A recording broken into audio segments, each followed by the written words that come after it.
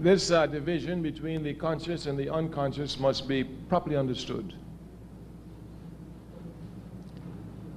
The people instinctively love freedom, and they will instinctively fight for freedom. But you cannot win freedom on instincts. You can only win freedom on reason. Therefore, the unconscious are those who react on instinct. The conscious are those who react on reason. The job of the conscious is to make the unconscious conscious. Let us make a simple example. I think it was in 1992, after one more brutal beatings too many, the African population in Los Angeles, California revolted, rose up in righteous rebellion. This was instinctively revolutionary. Instinctively in the sense that it wasn't planned. Instinctive in the sense that it was just reaction to brutality. And this instinctive revolutionary act was very costly to American capitalism. It even had to bring in the American army. Very costly.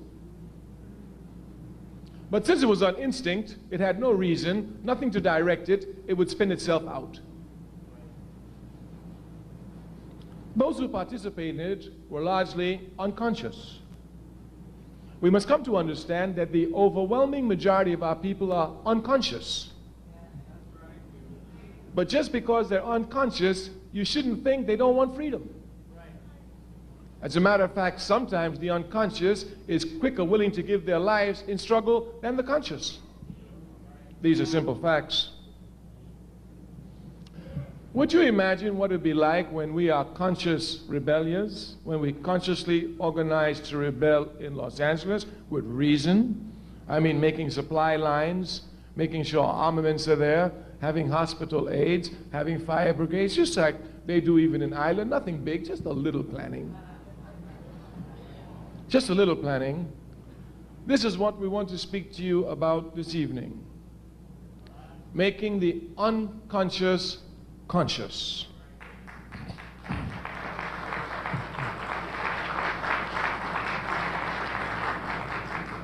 Now we must say from the very beginning, underline the word only, the only route to consciousness is through struggle. Now, for example, we've shown you the unconscious struggle. Those who rose up in righteous rebellion against the state police in Los Angeles, they were consciously involved in struggle. They were involved in struggle, unconscious, but involved in struggle. The conscious must understand precisely what their task is, and we've said this 2 years ago here, we repeat it. Ours is not to teach the people to be conscious, but to make them conscious of their unconscious behavior. Our task is not to teach the unconscious to be conscious, but to make them conscious of their unconscious behavior. Because unconsciously, instinctively, they seek freedom. What we must do is make them conscious. Look, you want freedom anyway, let's be serious. Let's sit down, let's plan it, let's wage protracted war, and let's tear down the system and walk on to liberation. It's as simple as that.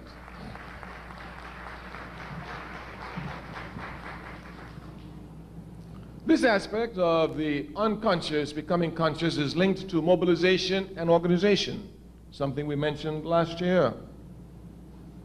We must make clear distinctions between mobilizers and organizers. To be an organizer, you must be a mobilizer. But being a mobilizer doesn't make you an organizer. Much confusion is to be found here. Malcolm X was a great mobilizer. He was a great organizer. Martin Luther King was a great mobilizer. He was not a great organizer. These facts can be easily seen from King and Malcolm. When Malcolm went to a place, he left a mosque. When King went to demonstrations, he broke down desegregation and he moved on.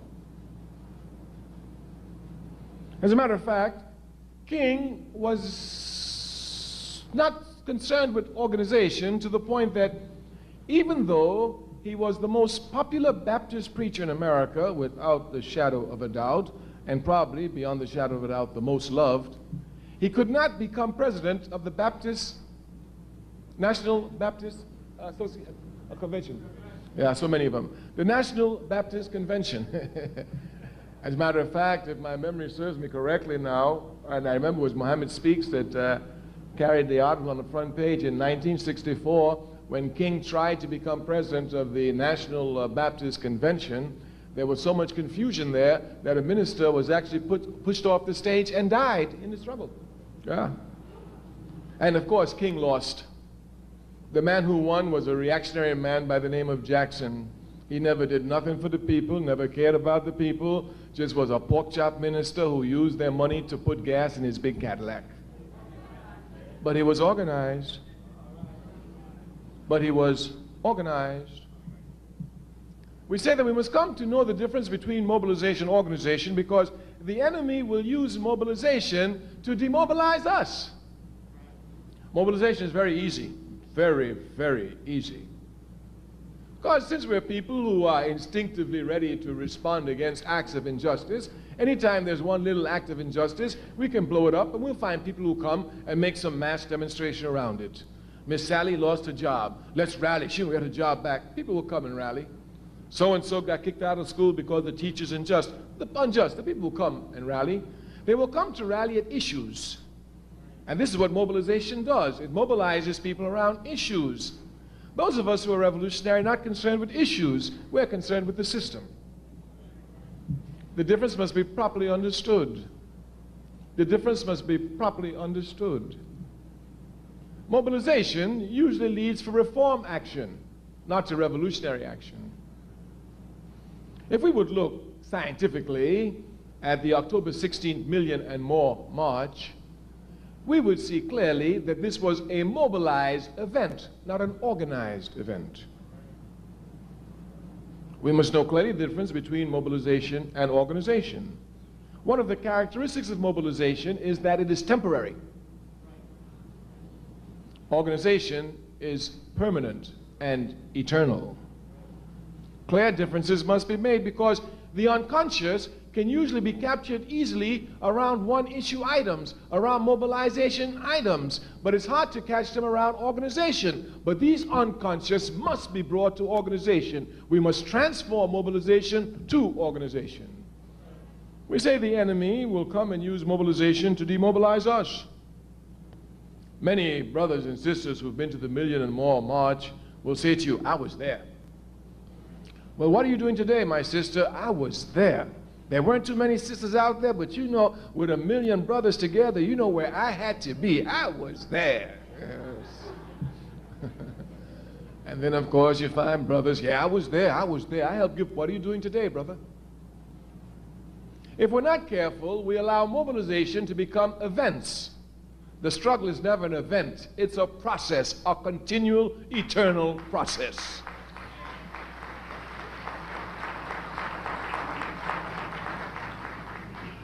We say it is our job to use mobilization to drive us to organization. You know our theme is organization.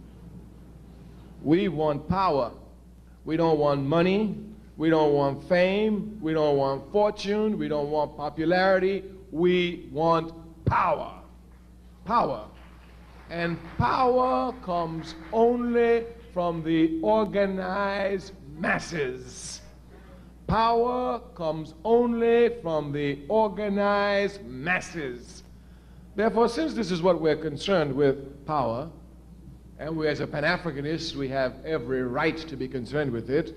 Africa, after all, is the richest continent on the face of the earth. Properly organized, should be the most powerful continent on the face of the earth. Therefore, our drive towards power is clear. We want power, and we can only have power through the organized masses. Of course, capitalism, a system which in deforming our thinking always seeks to make it appear as if the organized masses is some unattainable goal. Even the other day, when speaking to a sister who's been involved in activities over a period of years, she said, Kawame Toure, so when you say a mass party, what do you mean? I said, I mean a mass party. She said, but the APRP goes everywhere in England, they go in the Caribbean, in the United States, in Africa, and they're always saying about a mass party. What do you mean? I said, every African in the world inside our party. She said, are you going to get that? I said, that's what I'm working for. And if I don't get it, my granddaughter gonna get it. But I'm working for it.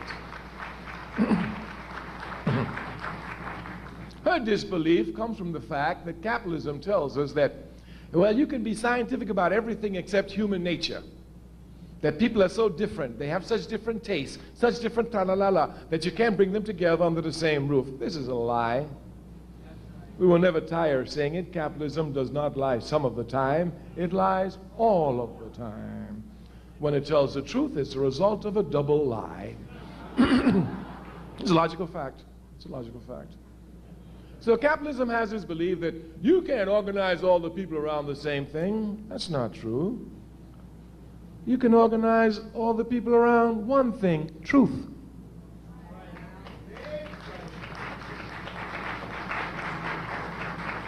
Now, what capitalism will try to make it appear as if the truth is not one truth, but anybody can have the truth. This is stupidity. Nobody's born with the truth inside of them. If they were, they wouldn't need to live. We come to know the truth from outside of us. Some people think that they know the truth because they were born to know the truth. That's a lie. You know the truth from constant struggle against lies. That's how you know the truth. Constant struggle against lies. For example, they try to make it appear as if we Africans will not arrive at uniting ourselves even the question around our identity. Well, you may call some of them Africans, but some call themselves black, some still call themselves colored, that's fact, they do that. But this is because they've been miseducated by a system which seeks to keep us divided, and this is the truth. And this is the truth. Obviously, we cannot be, all of us, so many different things. We must be one thing. Of course, for our party, there's no question. As for the United African Movement, we're Africans. End of discussion. End of discussion. This struggle is not an easy struggle. The struggle to go from Negro to black was a difficult struggle. Capitalism did everything to roll it back. Even had us confused. I'm not black, look at me, I'm brown colored. Yes. I'm not black, I got Indian blood in me. Oh. What nonsense they didn't have us say just to run away from the truth. We told them then, it is more difficult to go from Negro to black than it is to go from black to African. Many people criticized us for our efforts. Oh, in the 1970s, we had our last press conference. We said, we're going to put the word Africans on the lip of every African in America, and we're not going to use the capitalist media press. And we have done it, and we have not used the capitalist media press.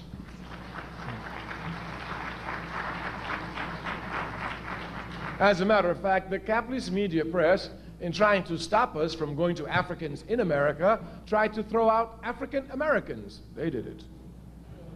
We saw the whole scene. It's our job. We followed it carefully. Of course, they want to say African Americans. Of course, that keeps us exactly where we are. If you're African American, you're not the same like an African Kenyan. And certainly not the same like an African Brazilian. And certainly not the same like an African Trinidadian, etc., etc., etc. But once you're just African, ain't no question. Ain't no question. You African? Yeah. Where you were born? Trinidad. You African? Yeah. Where were you born? Uganda. You African? Yeah. Where were you born? Egypt. You African? Yeah. All Africans. Once you have proper identity, one of your biggest problems is solved.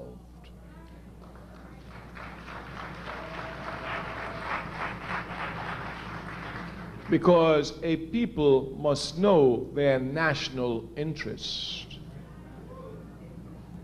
A people must have a clear understanding of their national interest. The job of American imperialism is to let us think that our national interest is within the confines of American imperialism. That's why Black American, African American, anything but make sure they hold on to America. When the conscious comes to understand that they're Africans born in America, Africans living in America, their whole outlook changes completely. America no longer becomes their world. Of course, this is a difficult task because America convinced everyone that she is the world. I'm sometimes amazed when I come in this country and hear them say world news. Here they come. World news. Today, President Clinton said, world news. Today, Newt Gingrich said, world news. Dole, who's running for president, can. It's like, you know, it's like their World Football Association. No, nobody played but them. Yeah. So the first conscious act in organizing our people is to let them know who they are. If you think you're an American, you will fight to protect the interests of capitalist America. If you know you ain't no American, you fight to destroy every aspect of American capitalism.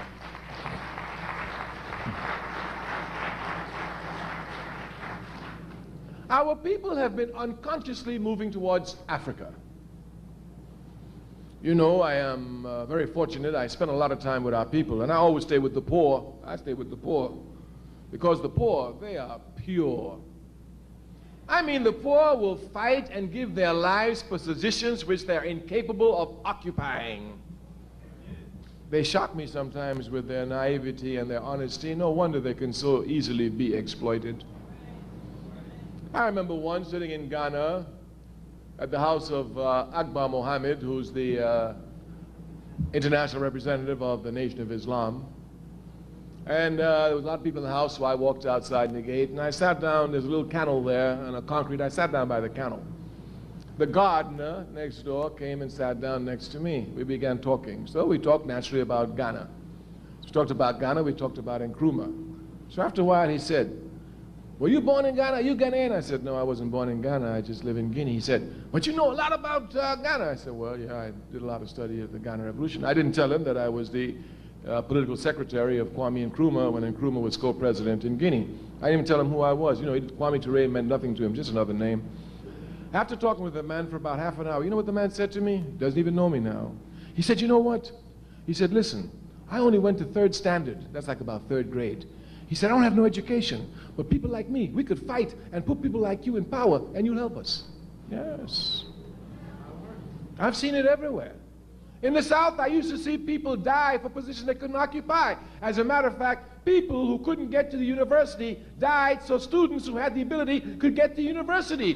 People who couldn't vote died for people to become mayors.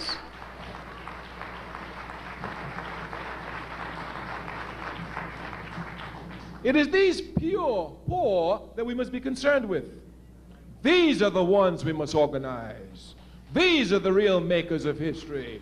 Forget the ones who are always talking and doing nothing. Get the poor, the pure. Watch their movements. The instincts are always correct. Our people have been unconsciously moving more and more towards Africa. Of that there isn't the slightest question. I saw it years ago. In the mid-1970s, I was going through Mississippi. I'd spent the 60s there and visited a sister whom I know was very active in the movement. She'd now been married and had a child. So the husband and her were very excited. They wanted to show me the child, as any parents would be. And of course, me too, I was excited because I knew it was a little girl. I wanted to see my granddaughter, if you will. So when she came, I held the door. I said, what's the name? She said, Adjola. I said, Adjola? She said, yes. I said, what does it mean? She said, I don't know, I just made it up. Does it sound African? This was in the mid-1970s in Mississippi. I remember in the 1970s, late 1970s, I saw a young man. He was wearing a red, black, and green jacket. I stopped the man, young boy. I said, young blood, what's this red, black, and green? He said, those are our colors. I said, what you mean, our colors? He said, man, these are our colors. You don't know our colors? I said, no, what you mean, our colors? He said, man, red for blood, green for the lamb, black for us. You don't know this? I said, no, I don't know this. He said, man, where you coming from? He started to walk away. I said, brother, have you ever heard of a man called Marcus Garvey? He said, Marcus Garvey, who is he? I said, he the one who gave you the colors.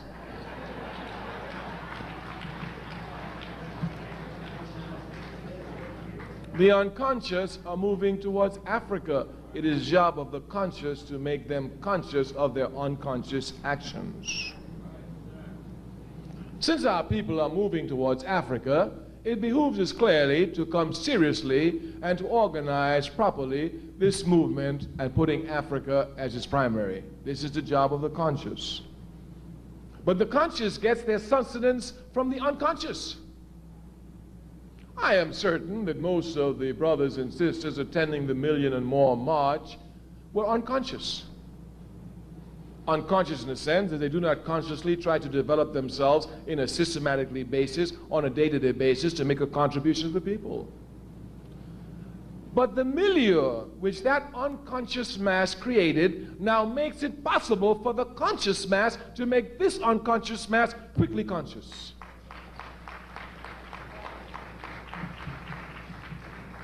Quickly conscious, and this is our task.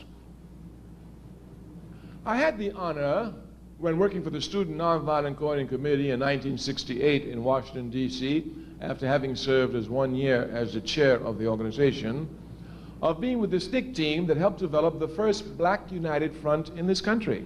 It came out of Washington, D.C., was well organized. After leaving for Africa, and much confusion, mainly with the infusion of money into the Black United Front, the front fell apart. Moving to the All-African People's Revolutionary Party, we have done everything in our possibility to create an African United Front. What do we mean by an African United Front?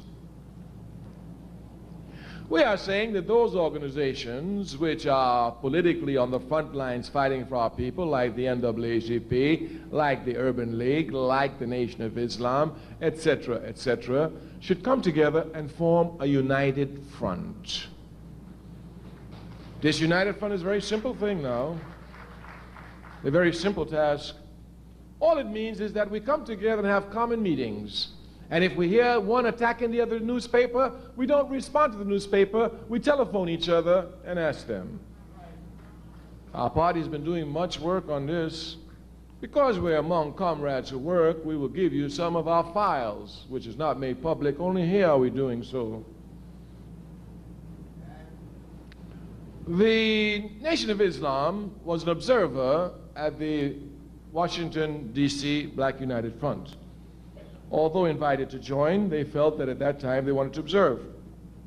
They were allowed full participation except voting, which they themselves accepted as observers. That is, they could fully participate in every level of the discussion. When the United Front broke up, the All-African People's Revolutionary Party quickly moved to put together a united front. We had brought together Mr. Roy Wilkins, who was alive at that time. This was in 1972. Vernon Jordan. Who was before Vernon Jordan? The one who died in Africa.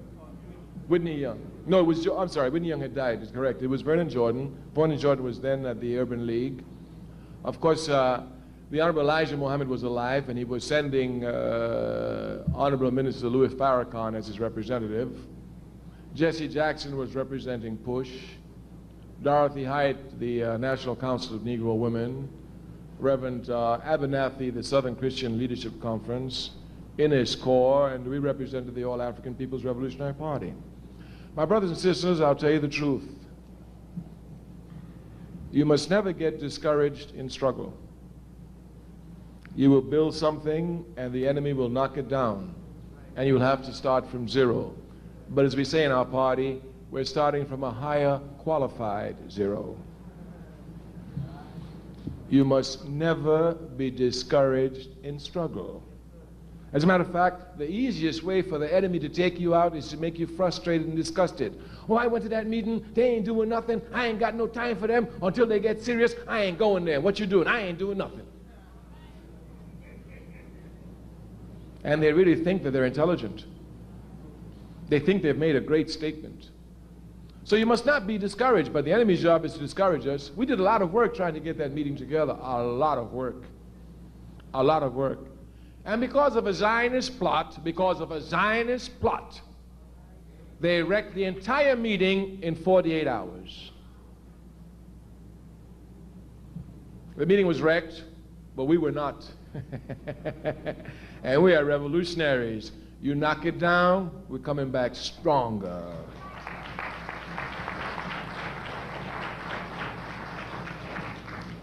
We accepted defeat, we licked our wounds, we pursued our battle. We continued with this aspect of it. During that time, the Honorable Elijah Muhammad passed. Before his death, you know, death has robbed me of so many things in life. It really has, really has. The most recent one was I have a brother who's in jail in Florida for killing a white policeman. This brother has been isolated in jail. Nobody writes him, so he has a lot of problems. And his father and I knew each other from struggling days back in the 60s in Dayton. Asked me to write him. I wrote him. So you know when brothers are in jail, they ain't got nothing to do. So he writes me a letter every day. And I respond to all his letters because he's in jail, you know. And last year, when speaking on the telephone, I told him I think I have everything careful. I'm going to speak to Bill Kunstler, and I'm sure Bill Kunstler will look at the case. In March of last year, I had lunch with Bill Kunstler and, in New York here, and Bill Kunstler agreed to take the case. And he said, but you know, I'm just a little bit busy now. Give me about 2 or 3 months, and then send me a letter, and I'll pick up the case. So I waited 2 or 3 months, and when I wrote the letter, before the letter arrived, Kunstler was dead. So death has robbed me of many political victories in life and created more work for me, but I'm a revolutionary. I accept it because I know my death is going to create a lot of work for others.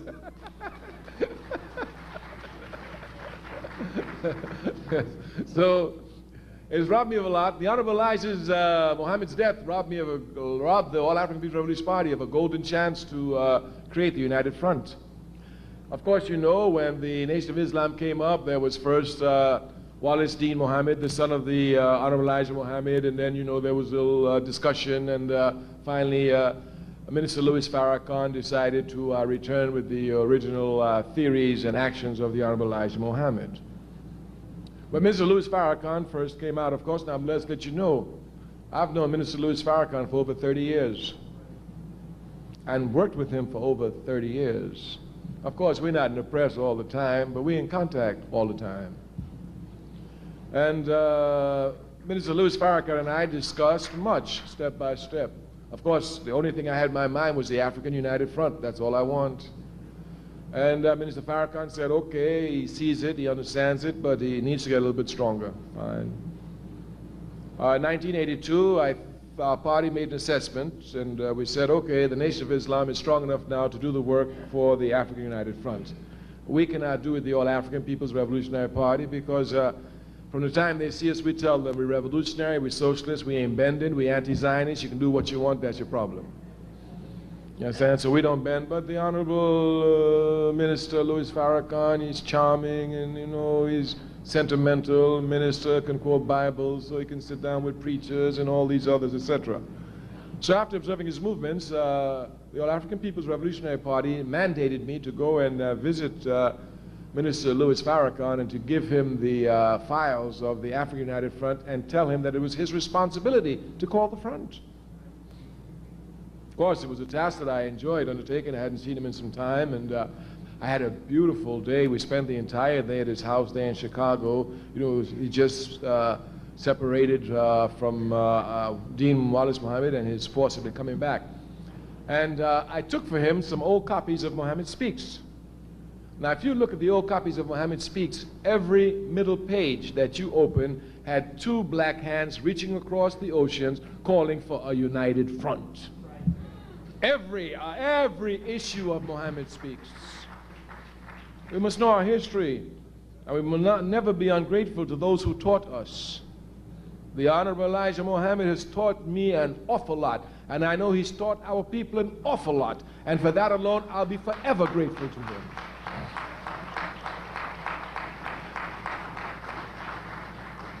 Minister Farrakhan agreed to take the program. He had no choice. I told him, this is your program. This is what your leader says you're supposed to do. He ain't my leader, he's your leader. And you say you're following his footsteps, you know, and he was getting ready to do it. He didn't do it. Here's your chance. You're supposed to do what he didn't do, you know. So, of course, Farrakhan had no choice. He had to accept it.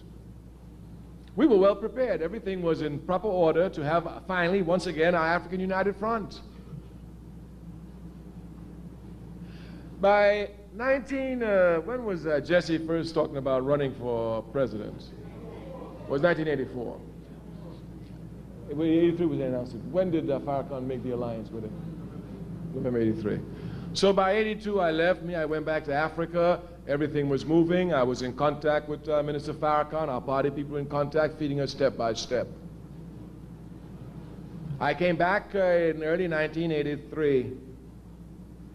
I met with Minister Farrakhan. I explained to him precisely the steps that we thought we could help in bringing the African United Front together. After some time, he asked that we have a meeting late in the year, probably around September, October. I'm telling the truth exactly what was said at the meeting. Minister Farrakhan said to me, at that time, Jesse Jackson had declared he was going to run for presidency, and he was under a lot of threats, you know. And I certainly thought that some crazy whitey was going to pop him, you know. But I have no problem with it. My life is on the line all the time. I put my life on the line for one thing. You put your life on the line for another thing. I ain't got no problem with it. You know, so Minister Louis Farrakhan came to see me. He said, you know, and he's very clever, Minister Farrakhan. He's very clever. When he wants to soften up, he comes, he always plays that violin for you. Oh, Brother Kawame, you're my younger brother. But you know, you are so profound in political analysis. You surpass us all, that even though I am your older brother, I must come and seek advice from you. He's rough, you know, he's rough on that violin. He sings some sweet songs on that violin. So, of course, after seeking my advice, he came to seek my advice. He said, I want to make a decision. I said, what's that decision? He said, I want to put the FOI at the disposition of Jesse Jackson to protect him. I said, well, if you want to do that, that's your decision. He said, well, you don't seem enthusiastic about it. I said, well, I'm not. He said, well, Jesse Jackson might get killed. I said, he probably will get killed. He said, don't you think we need to protect him? I said, that's your decision. It's your FOI.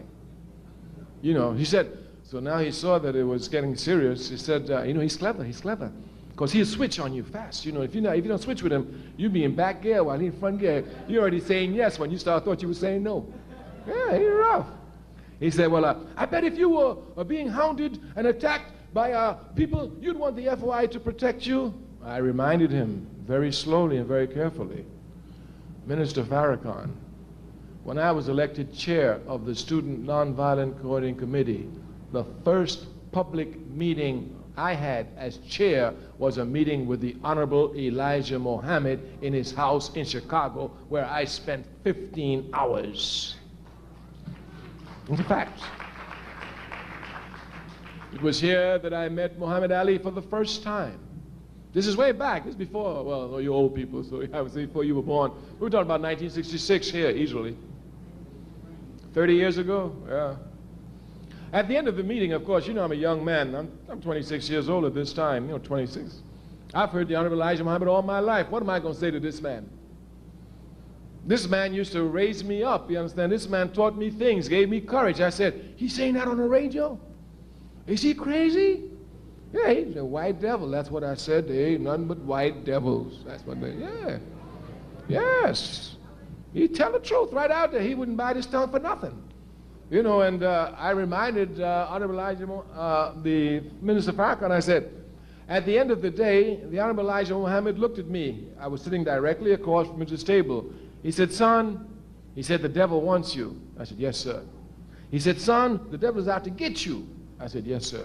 He said, son, you must be careful. I said, yes, sir, I'll be very careful all my life. I've been working in a mine pit among the enemy, and I'm older now, I have more experience. So he said, they're mean, you know. I said, yes, sir, I know they're mean.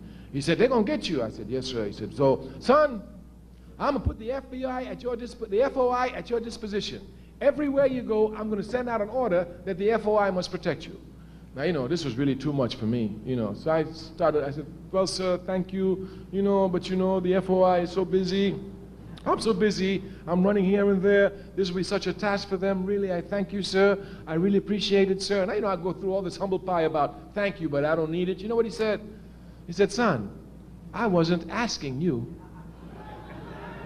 That's just what he told me.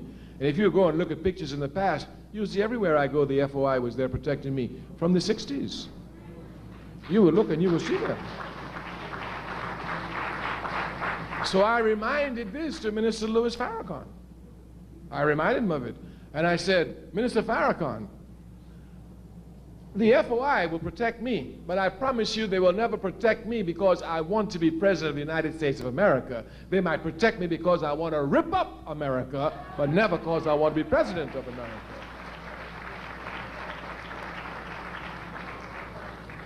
Well, he saw that his clever trick didn't go so well. So he backed up again. He said, well, what do you think about the alliance? I said, it's a great mistake. He said, why? I said, because Jesse Jackson is a Democrat first and foremost. The Democratic Party jumps to the tunes of the Zionists.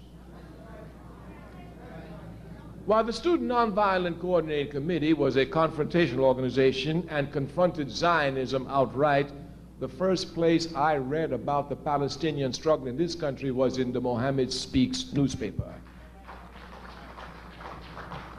The Honorable Elijah Muhammad taught me about Palestine when no left-wing paper in this country did.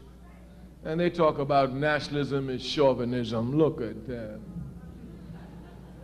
I saw pictures of Malcolm X shaking the hands of PLO representatives when the PLO was first organized in 1964 in Mohammed Speaks. In Mohammed Speaks. Therefore, I told him, I said, the Zionists, they hate us, but they know you the first. So what I'm worried about is when they spoil the union and it splits, you understand, which side of the fence you going to be on. Because I know Jesse going to be with the Zionists. Because that's the Democratic Party. I'm just brutally honest with you. I'm telling you exactly what was said between us. We had a very frank discussion. After that discussion, I told him, what about the African United Front? He said, it's still good. Of course, me, myself, I knew with the thing with Jesse, it was problems. But in spite of obstacles, you must do your work. In spite of obstacles, you must persevere. I said, well, I want you to meet John Jacobs of the Urban League. He said, I've never met him. I said, I'd like you to meet him. He said, you could arrange a meeting? Will he meet with me? I said, yeah, I can arrange a meeting. He'll meet with you. I arranged a meeting at Johnny Jacobs' office here in New York, in Manhattan. The first time they met each other, I just sat in the background, talk. So well did our meeting go that Minister Louis Farrakhan and Johnny Jacobs signed a letter that day issuing a call for a united front among the political organizations in this country. We have it in our files. When the time comes, we will demonstrate this. The Urban League has a copy, Farrakhan has a copy, and Major Hatcher yeah, Hatcher from Gary has a copy because at that time he was head of the mayors and we were working with him, of course. I went back to Africa. It didn't take me long before I heard all this nonsense about gutter religion, Judaism, gutter or dirty religion or whatever, and Jesse having to split from Farrakhan, and you know what happened. Of course, I knew it would happen. But when we were with Jacobs, Minister Farrakhan and myself, one of the things we agreed upon was that we must have the phone numbers of each other. They didn't even have each other's phone numbers. And we must have the house phone numbers. So that when we hear something on the radio that Farrakhan said this about Jacobs, before Jacobs attacks Farrakhan, Jacob will call Farrakhan and see if what the paper says is true. We agreed to this. We did agree to this. Of course, this was not written in a letter. This was a verbal commitment. But we're brothers. We can't lie. And I'm a revolutionary. I can't lie to you. Of course, when Jesse Jackson made his split and the Zionists, once again, with a nice plot, did everything, Johnny Jacobs, without calling Minister Farrakhan to see if in fact he made the statement, what was the content in which the statement was made, wrote public articles condemning Minister Louis Farrakhan. Once again, Zionism had come to block and destroy the unity of the African community. We are not stopping. And the Million and More March puts us properly in a position to create a united front in this country of the political organizations, given some semblance of unity and creating some atmosphere of unity where we can come to organize our people.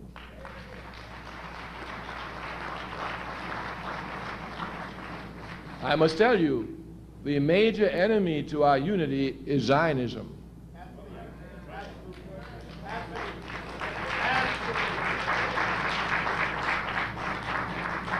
I tell you this as a result of over 30 years of constant struggle to organize and unify our people. I know them every step of the way. They are the slimiest slime that imperialism has ever produced.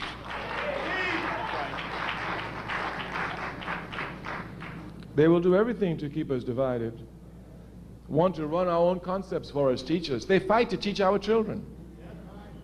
Isn't that nice of them? Quite liberal. Quite liberal. Their job is to keep us enslaved. Their job is to control us, so that while controlling us, American imperialism and the right wing and the racist wing will be venting all their rage on us and on nobody else. But we who are determined see victory even in death.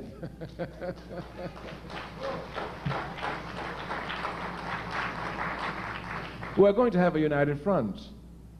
Our party, the All-African People's Revolutionary Party, has decided to direct its attention for the next 3 years into two major areas.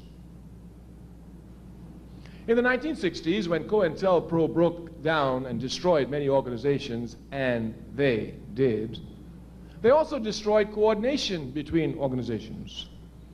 Thus today there is no coordination between organizations, and people come to think that the struggle in America is not like it was in the 60s. Why? America is more ripe for revolution today than it was in the 60s. The people are more politically conscious. The conditions are worse. When you have falling conditions and rising consciousness, you've got to have an explosion. You got to have it. Either it will be instinct, which will be revolt, or either it will be reasoned and organized, which will be revolution.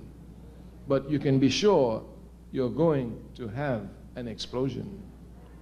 We say that people's consciousness are rising more and more. Even movements that we never thought about in the 60s, like the women's movement, the ecology movement, they are spreading everywhere. The right wing in this country has made a proper shift. It no longer sees minorities as their major enemy, nor the left wing. It sees the U.S. government as their major enemy. America is more ripe for revolution today than ever before. Africans have a particular responsibility here to the struggles of their people and to their future generations in directing this struggle to be nothing other than a revolutionary struggle. I mean this in every sense of the word. If you look throughout history, as a matter of fact, 2 days ago I was in Ohio, and a journalist asked me, what do you think is the greatest contribution that the Africans have made to America? I said, help to civilize it. It's a fact. It's a fact. I know who I am. I know I'm equal to everybody else. They don't know it. They're the ones who have to be taught it, not me. Not me. So consequently, our job is to civilize America. If you look, this is exactly what we've been doing. Everywhere you see struggles for justice, you will see Africans out front, the first to die every time, in every battle. I mean, even go back to the American Revolution, Crispus Attucks. We're first to die, instead of fighting with the Indians and joining up with the Indians and whooping George Washington. That's what he should have done. And that's why we must rectify the error today. Of course, the Chinese say if you make an error, you know it's an error, you don't correct the error, you've made your second error. We have to correct that error. We're always on the front lines. Look at the history of the labor movements. Africans everywhere on the front lines. Look at the peace movement. They try to make it look like a white movement, but I know it was the Student Nonviolent Coordinating Committee that gave the slogan, hell no, we won't go, and broke the draft in this country. And I know it was Martin Luther King who was the center of the peace movement in the anti-Vietnam War in this country. Once again, Africans up front in the fight for justice. Anywhere you look, you will see us up front. We're unconsciously up front. It is time for us to become consciously upfront. This then is the task that we come to put before you, your responsibility. Every time we come here, we tell you this is our problem, this is our responsibility here. The capitalist system has but one job through its media: make the Africans irresponsible, make them frivolous, make them hate themselves, make them have low esteem of themselves. Just in one word, keep them demobilized and ineffective and tools for us when we need to exploit them and to turn them against their own people. This is their plan. We have to counteract this. We have to counteract this. And the television does it 24 hours a day, non-stop. We who say we are conscious cannot speak of being tired. As a matter of fact, even as a young boy, I remember sometimes seeing my father. You know, it's true, they don't make men the way they used to make them, because I'll never be the man he was. I'll never do what he did. I can't even try. But I would see my father coming very, very tired from working, and I say to him, "Why don't you rest?" He says, "When I die, I will have enough time to rest." So from him, I've learned that I'm going to work myself to death for my people. Yeah, because I can't rest now. I'm going to work myself to death for my people. I know if I can't rest now, I know I'm going to rest. And I'm not like Martin Luther King. He sang "Free at Last." I'm going to sing, "I'm so glad I laid this burden down."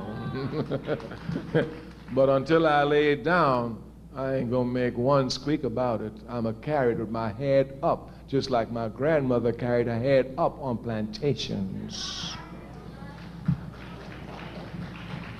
Your job as the conscious is to make our unconscious conscious of their unconscious movements.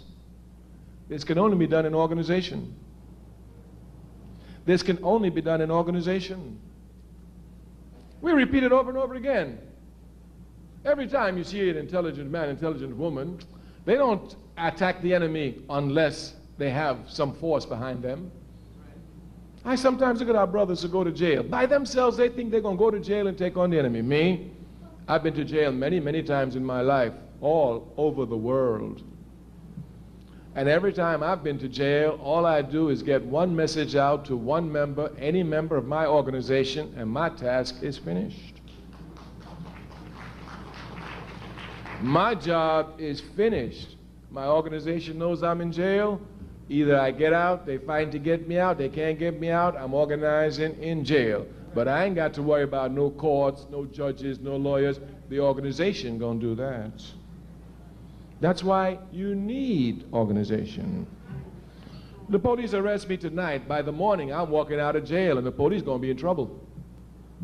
Yeah, because they're gonna find, look here, let's just show you a little tactic.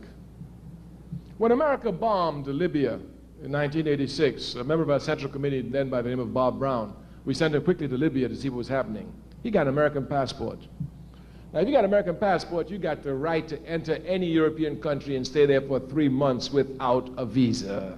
You understand that? Now, these little Swiss people, because we had pictures of Gaddafi we wanted to show, we wanted to make sure we're in harmony with the work they were doing. So he had Gaddafi's pictures in his briefcase. They stopped him, deported him, sent him back to France without even giving him a chance to make a telephone call. Could you imagine how crazy we were? We didn't know where the brother was.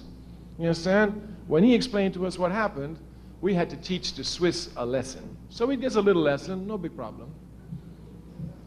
They arrested him on a Wednesday, on a Tuesday evening, deported him, all that, and Wednesday we got the news.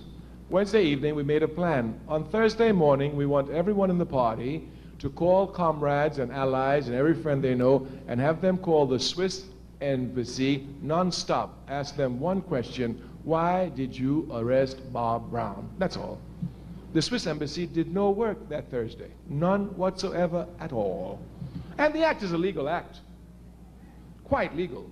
We did it Thursday and Friday. And then on Saturday we sent them a telegram. Anytime you see an African anywhere in the world coming to Switzerland and he has legal papers, don't mess with him. He might be Bob Brown, who represents Africans who've had clashes with American capitalism in over 267 cities. We're sure the Swiss don't want any of this action. Very simple. But he's got an organization. He didn't have to make one phone call. And when anybody else goes through Switzerland, they don't mess with us at all. And we told him, this is just the first level. You mess with us again, we take it to a higher level. And you mess with us again, we take it to a higher level. And we can do it because we got organization. The conscious no organization. Malcolm X was a conscious brother. Before, when he was an unconscious brother, he wasn't a member of any organization. He didn't care about no organization. But Malcolm X was ready to throw a brick against the police, just like any conscious brother. He was unconscious. When Malcolm became conscious, he became a member of the Nation of Islam. And when Malcolm left the Nation of Islam, Malcolm, knowing the necessity of organizations, created two organizations, the Muslim Mosque Incorporated and the Organization of African American Unity. Malcolm X knew the necessity of organization. Our people have only one stage left in their struggle, and that is mass organization. It's the only stage left. We, of course, you know, you learn in many, many different ways. And one of the slowest ways of learning is one known as method of elimination. Method of elimination means you try that, it didn't work. You try that, it didn't work. You try that, it didn't work. While it's the slowest way of learning, it's the surest. And we have tried everything except mass organization. The Fifth Pan-African Congress, held in 1945, called on Africans all over the world to have mass movements. You know, Africa, as she's held in racism today all over the world, even Africans do not know the contributions which Africa has made to world civilization in the past, or which she continues to make in the present. One of Africa's great contributions to world revolutionary movements is the mass party. We have a mass character to our struggle. In 1945, at the Fifth Pan-African Congress, the delegates there issued a resolution. They said, we are in the final confrontation with colonialism and racism. We call for mass parties to be set up in Africa, throughout the Caribbean, and mass movement in England and in the United States. Do you know that now this meeting was held in 1945. By 1952, Supreme Court decision was ready, and by 1956, Martin Luther King had hit Montgomery with a mass movement. If you look throughout Africa, the length and breadth of Africa, the independence struggle was nothing less than a mass struggle. In the Caribbean, mass struggle. In Britain, when we rise up there, mass struggle. And in America, unconscious as we are, at least we know we only rise up when the masses are instinctively ready. Mass struggle everywhere. Therefore, we already have the character of mass struggle. Our task is to take this character and make it permanent into mass organization. We are going to organize the masses of our people. I want you to know that. I want you to know that in spite of yourself, you're going to organize the masses of your people. Because your culture is so strong that in spite of you, it will defeat American imperialist culture. I'll give you one simple example. Imperialism, seeing this mass character of the African movement in the 1960s, had to do everything possible in the 1970s to go quickly to an individualism. Me thing, my thing, I, me, my, individual. They made a whole lot of propaganda about it. And of course, they had to have the art reflect this. Therefore, they were serious. They didn't play. They broke up the Beatles, they broke up the Supremes, they broke up the Jackson 5s, they broke up everybody. There could be 3 Jacksons, but there couldn't be 3 Jackson brothers. They had to be each of them their own superstar, individual by themselves. This was to reflect this individual culture so that it would see, oh yeah, everybody's superstar, so this communal thing ain't going. I guess we all got to be superstars, and everybody trying to be a superstar. They don't play now. They don't play. But African culture, dig this, has already broken down this individual garbage, even though the artists who were doing it were unconscious of it. Certainly, while rap has given us a lot of conscious artists, it has produced a lot of rubbish too. This is a fact. It's a fact. And even they who had this rubbish, while they were showing rubbish, they were showing communal activity. They were showing communal groups. It was no longer the one, and they were showing once again Africa, call and response, call and response. That's which they tried to destroy in our culture. So there's victory for us now. I want you to know we're going to win in spite of ourselves.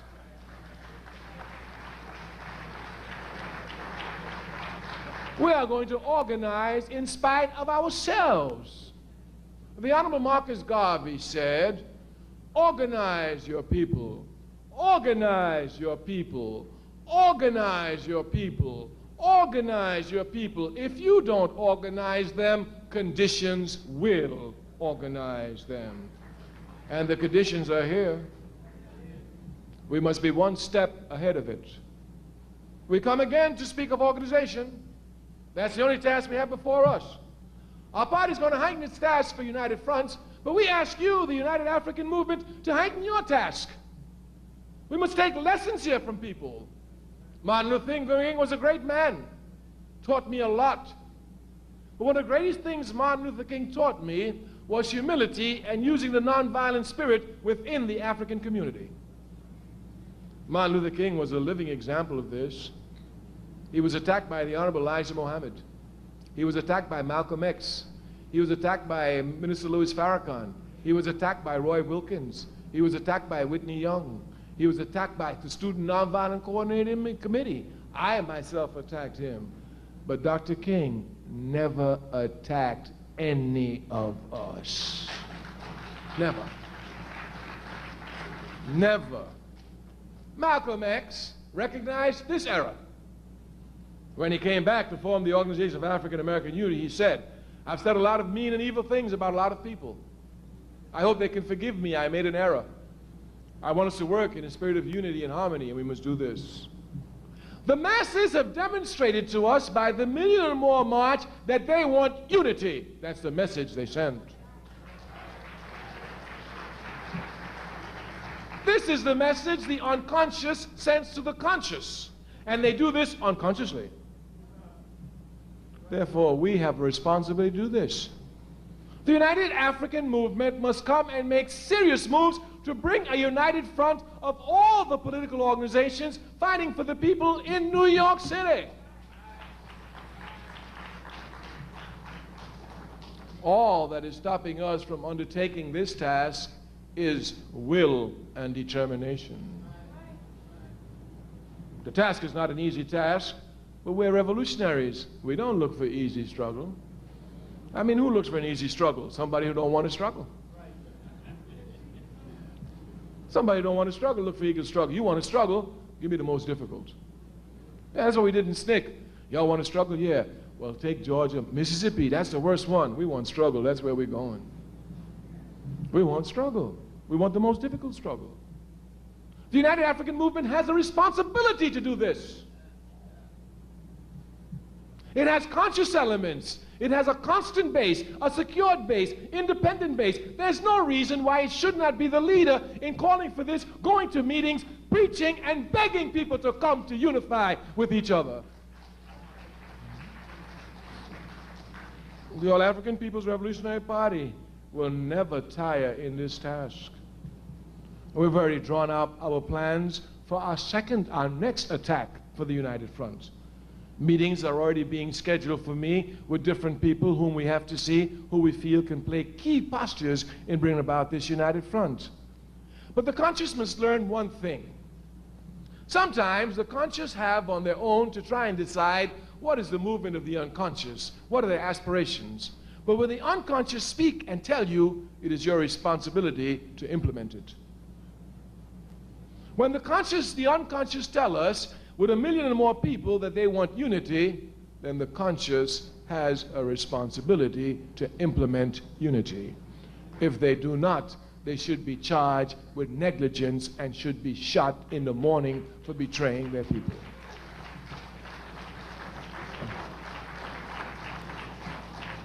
Some people think traitors are those who do something against the movement. You can betray the movement by not doing something for the movement. This must be properly understood. Of course, you know we say it all the time because it's the truth. We in the African Revolution are so weak. I mean, we really are weak.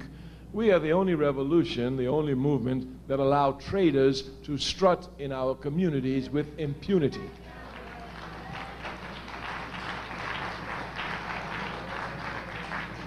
It is a level of weakness.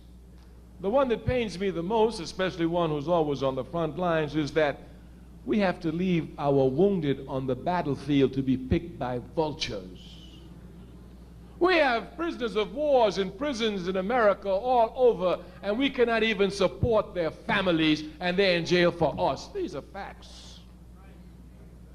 These are facts.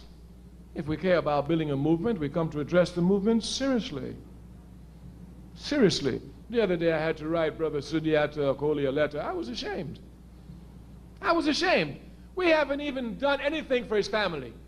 Any liberation movement, you're a fighter, you get wounded, the first thing the liberation movement do is come to support the family. This is how weak we are, but we ain't gonna be weak always. And the faster we work to get strength, the quicker we will arrive at strength.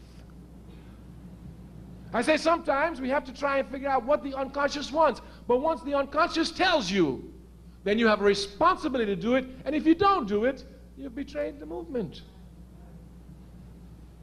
All that the Million and More March has told me is that they want unity.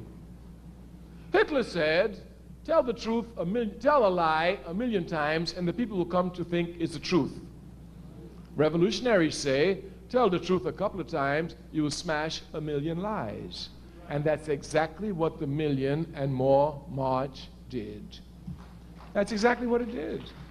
If you would look at the lies of the capitalist media, you would think all we're concerned about is drug addicts shooting each other, crime, raping each other, ripping off each other, ain't concerned about each other, insecurity. October 16th, one day put all those lies in the garbage can forever. Do not think that capitalism takes defeat laying down. They're going to climb back out the garbage can. They're going to wash themselves off, give themselves another scent and odor, and infiltrate in another area of the movement. Do not think that capitalism, when they saw the Million and More March, just sat down like the rest of them and said, oh, it was a nice march. They said, this is serious out here. They said, we cannot play with this. That's precisely what they said.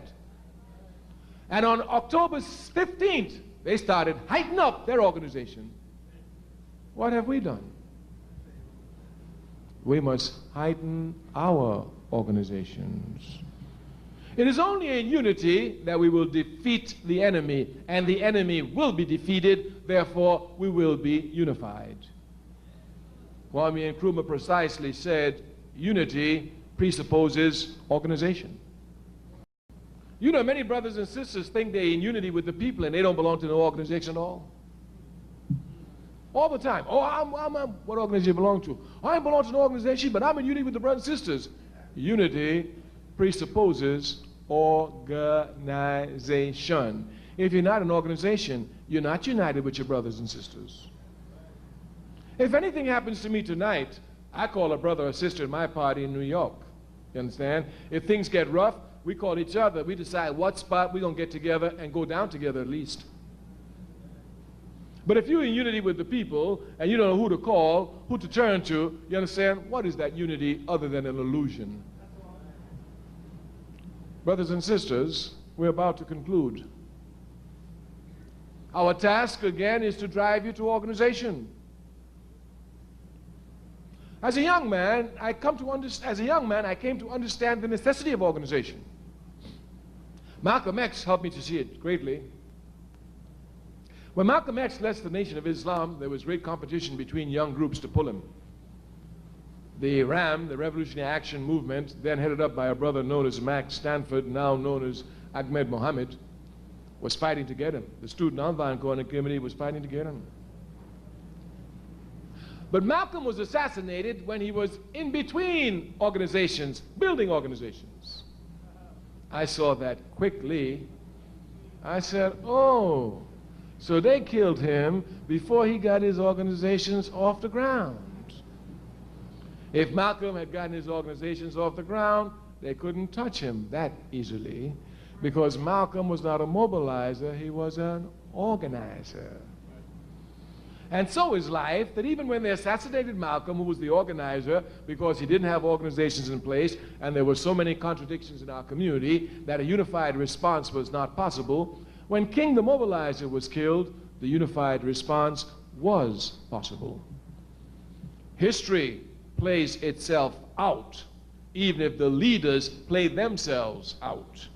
History will not be denied. I say we will be organized. History cannot be denied. You can either be part of the historical process, come to take the serious task of organizing your people on a day-to-day basis, or you can come to the slave every Wednesday night, clap, feel good, jump up, say you were there, and go back and wait till next Tuesday night. It's Tuesday night next week, isn't it? Yes. Yes. Yeah. We must become examples for our people. When they see us organizing, they get organized. Our people are looking for direction. Our people are looking for direction, and the conscious must provide that direction. And the direction the conscious must provide is to make the unconscious conscious of their unconscious behavior. So no master plan is necessary here, none whatsoever. The people are looking for unity. Let's give them unity in united fronts. The people are looking for power. Let's give them organization. The masses want unity. Let's move from mass mobilization to mass organization. We of the All African People's Revolutionary Party, always honored to come amongst you of the United African Movement. When we come amongst you, we can talk about things that we can't talk on other levels because the level of consciousness is not the same. When we go to others, we spend our time talking about organizations, but on the level we do with you. You are fighters. You are activists. But you must come to mold your struggle together. Every time I come here at Wednesday night, I see so many people.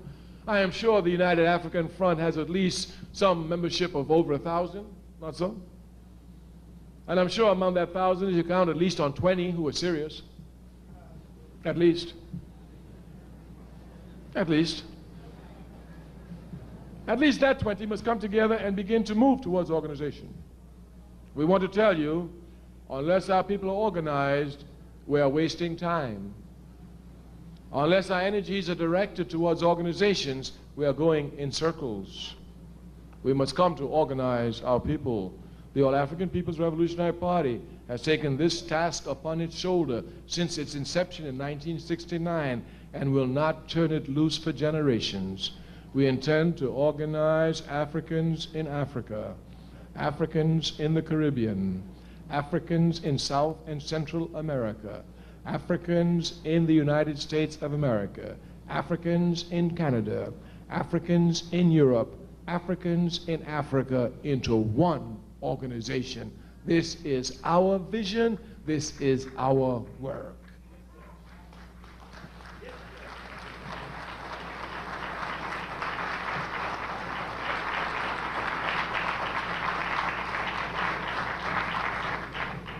If you think we're crazy, just go for New York. If you think we're out of reach, just go for New York. We're not asking much for you. The United Action Movement should be seen as the movement preaching unity among all the others who refuse to get unity. That's how you'll attract the masses. We're pushing the United African Movement out front. You can speak to your leader. Every time I come here, tell him, he will tell you, Brother Kawame speaks about a lot of things, but the one thing he impresses upon us all the time is African United Front in New York among the organizations. We must learn to live with them. These are just facts. Whether we like the PLC or we do not like the PLC, they're a force, a factor, we must deal with them. Whether we like the United African Movement or not, they're a force, they're a factor, we must deal with them. Whether we like the Nation of Islam or not, they're a force, they're a factor, we must deal with them. These are just facts. We must deal with material reality. Brothers and sisters, we give you this task this evening. The All-African People's Revolutionary Party is very weak in New York. New York is a rough area for us. We know the New York police killed Malcolm X. So we know what pigs they are. And we know that if you think you talk about COINTELPRO, if you don't know the local police got a COINTELPRO program, you don't know nothing about COINTELPRO. So the New York police and its COINTELPRO is doing everything to stop our party, but you can't stop revolution. You can kill every revolutionary out there, but you can't stop revolution. This is crystal clear. They killed Zapata over 60 years ago. But the Chipanas are fighting seriously in Mexico today with guns. We want to give the task to the United African Movement. We want you to set a tone in New York. We want you to be known as the movement in New York that is preaching unity among the African organizations. We want you to be known as the movement in New York that is doing everything to give symbols of unity to a people who are begging for it. Our party is not strong enough. Were we strong enough, we would undertake this task ourselves. And every time I've met with your leader, this is exactly what our party has told him. My brother, we're not strong enough in New York to do this task. Were we strong enough in New York, we would carry out the task. But you are strong enough. You're directed to New York. It's your base. You can do this task. We want you to do this task. You must do this task for your people. Because once New York has a united front, the rest of the country will follow just like day after night.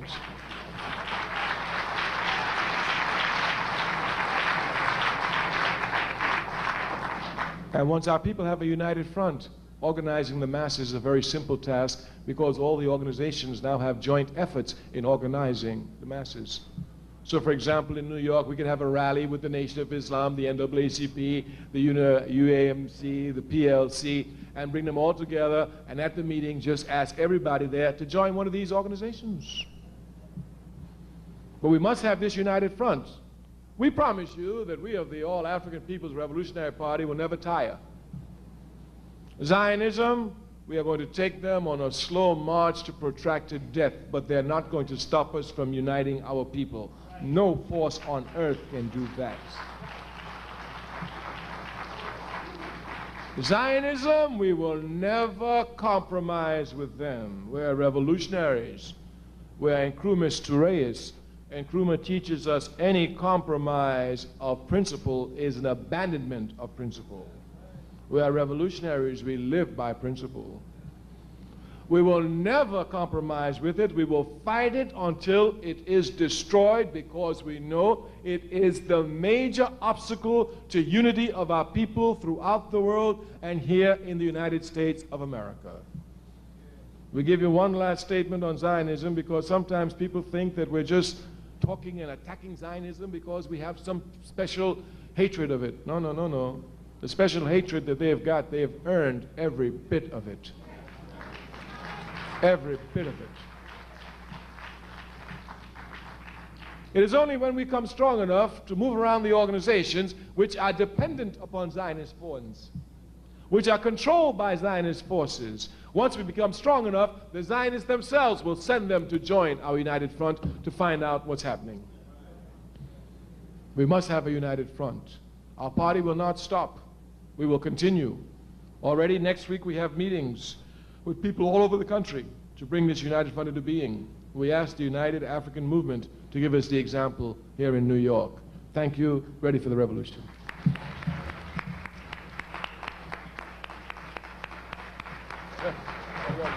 I'm dropping on you, but you didn't listen to me.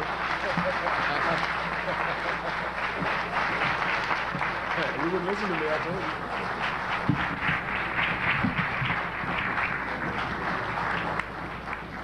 Brother Kwame Toure, let's give him a warm round of applause. Brother Kwame Toure.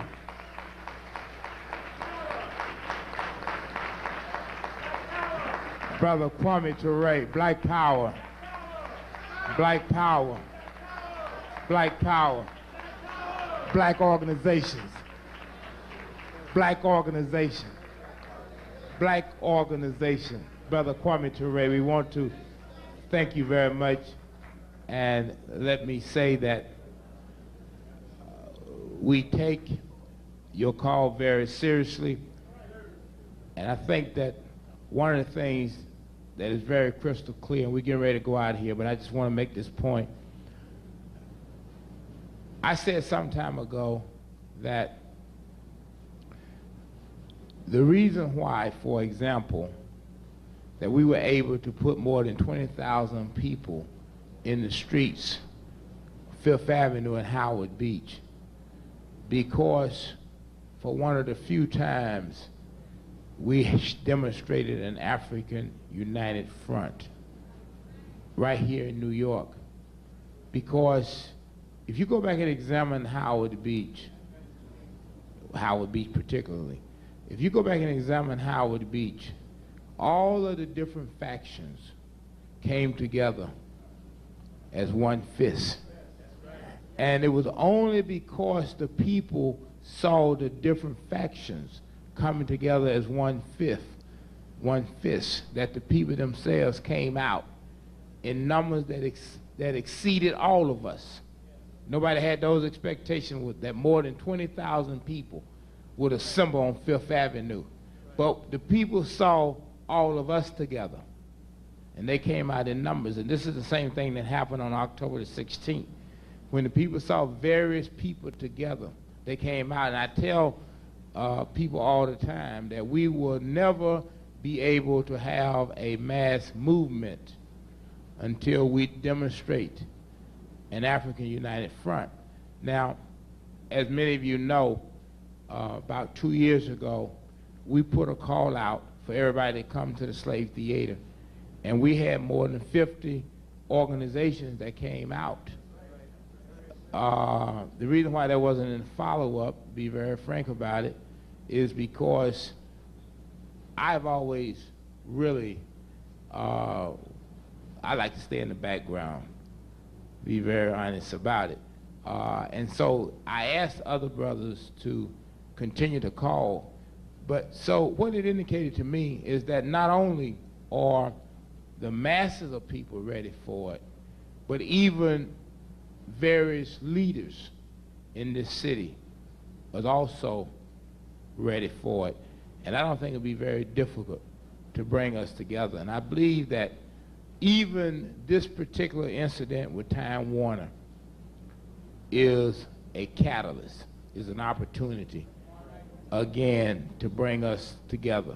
And so the struggle continues certainly tomorrow night, but beyond that, to bring all of the forces together, those who naturally allow with us and those who don't naturally allow with us.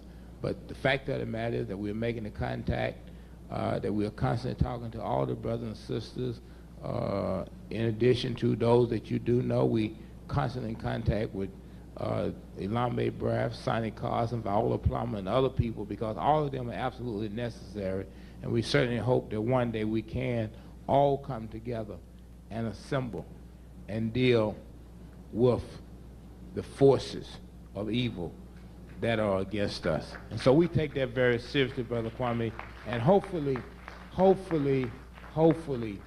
the next time around, we will be able to give you a good report card. The incompletes that are now on the report card, we hope that they will be turned into A's and A pluses the next time around. And so we're working on it. We haven't flunked. It's only an incomplete. And we are in a process of evolution that will lead to a revolution. And so we're about to leave here, but I know there are 3 people who are going to leave here with gifts tonight. And we're going to ask Sister Isis to begin to pick. She's going to choose the 3rd prize first. This is for the 3rd prize. What is the 3rd prize? Hold up. Wait a minute now. Wait, I can't do that. I can't do that. All right, I can't do that because, see, she just pulled that. Somebody gonna be mad. Violet Baldwin is gonna be mad if I put this one back in. Violet Baldwin. Violet Baldwin. 159 Hollywood Avenue. Violet Baldwin. H. Lehman. H. Lehman. So, Violet Baldwin, third prize. We apologize, but you have to do it the right way. You have to do it the right way. I asked them to get all of this stuff in order beforehand. And second prize, James Bryson. I know where he is. Brother James Bryson, second prize. What is the second prize? I know it. What is it? Huh? CD player. Let's give Brother James Bryson a warm round of applause. James Bryson. There it is right there. There it is right there. If you don't want it, leave it here. I can make use of it. All right. First prize.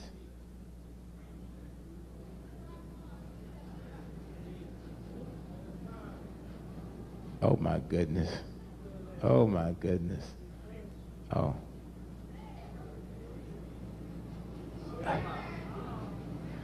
Well, it's just one name. It looked like Kanji. Kanji. 32 South 3rd Avenue. Sister Kanji, first prize. Kanji Anthony. All right. First prize. Kanji Anthony. And that's a pocket television, color television, a pocket color TV. I hope she watched something other than the soaps. I hope she watched something other than the soaps. She's a news reporter, all right. So she can watch herself on television. All right, good enough. Now, we're getting ready to go. We're asking everybody who can to come out tomorrow night and then next Tuesday night for Brother Steve Coakley here at the Slave Theater. And Steve has told me that he know most of y'all listen to Bob Law on y'all way home. And when you go out there tonight and turn on your radio, Steve said he'll be there waiting for you. That's tonight, 1600 on your dial. Again, let us give a warm round of applause for our brother, Brother Kawame Toure.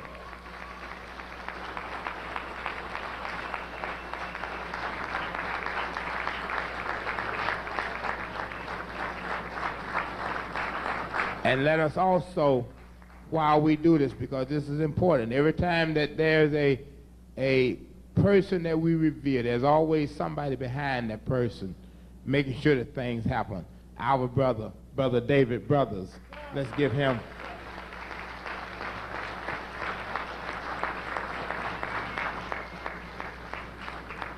Sister Sandra Lee, who also was very instrumental in driving this brother and making sure that he doesn't have to suffer the iron horse.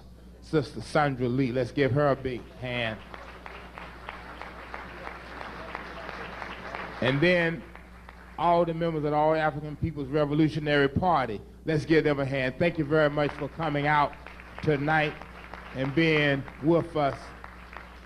This is always an event, an affair that we look forward to every year. And I think that if you really nail down these concepts, you think about what he said tonight very seriously.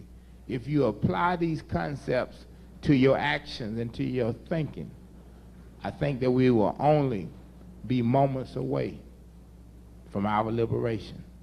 It's just a matter of applying these concepts and not departing from them.